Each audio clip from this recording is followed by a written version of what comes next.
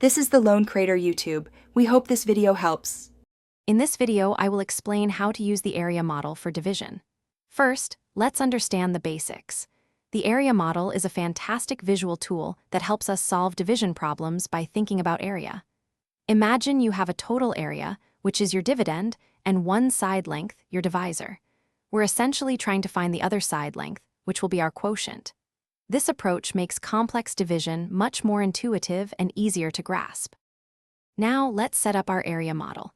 Begin by drawing a large rectangle. This rectangle represents your total dividend, the number you are dividing.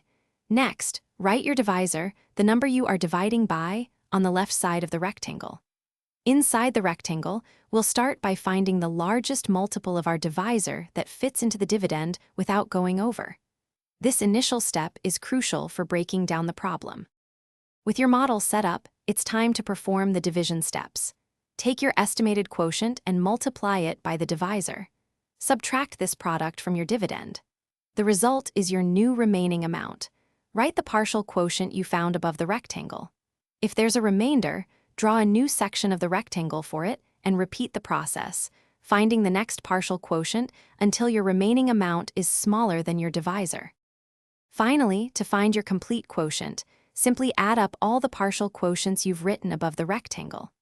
If you have any amount left over after your final subtraction, that will be your remainder. For example, if you had partial quotients of 20 and 5, your total quotient would be 25.